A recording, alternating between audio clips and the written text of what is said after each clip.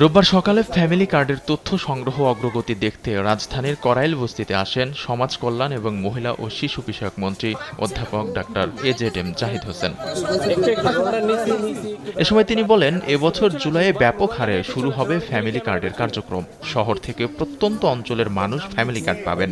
Bangladesh bank থেকে সরাসরি গ্রাহকের কাছে টাকা পৌঁছাবে, থাকবে না কোনো মধ্যভোগী সংস্থা। আর কিন্তু ঘরে ঘরে যে টাকা ডিস্ট্রিবিউশন হবে না, টাকা ডিস্ট্রিবিউশন হবে বাংলাদেশ ব্যাংক থেকে সুইচের বাটন চাপবে, ওনার যে মোবাইল নাম্বারটা দিচ্ছে অথবা ব্যাংকের অ্যাকাউন্ট দিচ্ছে ওটার মধ্যে টাকাটা চলে যাবে। এখানে কোনো মধ্যস্বত্বভোগী নাই, কারো কাছে তদবির নাই, কারো কাছে ঘুরতে হবে না, কারো কাছে চাইতে হবে না, কারো কোনো সুপারিশ লাগবে না। মন্ত্রী বলেন, ফ্যামিলি কার্ড দেওয়ার ক্ষেত্রে কোনো দুর্নীতি হওয়ার সুযোগ নেই। বেশি সুবিধা পাবেন হতদরিদ্র, দরিদ্র এবং নিম্ন মধ্যবিত্ত পরিবার।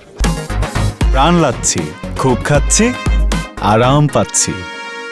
স্বজন প্রীতির কোনো সুযোগ নাই, কারণ সব স্বজনই পাবে। স্বজন প্রীতি করে লাভটা কি? যেটা পাবে হতদরিদ্র, দরিদ্র, নিম্নবিত্ত, এই তিন শ্রেণী।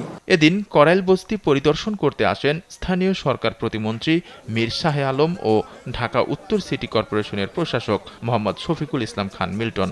বলেন, ঢাকা শহরের প্রতিটি বস্তি বাসযোগ্য করে গড়তে কাজ করছে সরকার। একদম সুচারুভাবে স্বচক্ষে দেখে একটা করাইল বস্তিবাসীর জন্য একটা বাসযোগ্য একটা জায়গা নির্মাণ করতে চাই। তৃণমূল পর্যায়ে জনগণের সুবিধা হবে যে বিষয়গুলো, সেইগুলোকে আমরা নোটিশ করে আমরা গুরুত্ব দিয়ে সেভাবে আমরা নতুন করে প্রকল্প তৈরি করছি, বরাদ্দ দেওয়ার চিন্তা করছি। আগামী 10 মার্চ ফ্যামিলি কার্ড উদ্বোধন হবে, তবে উপনির্বাচনে আচরণবিধি রক্ষায় বগুড়া যাবেন না প্রধানমন্ত্রী। আলভি রায়হান, দেশ টিভি, ঢাকা।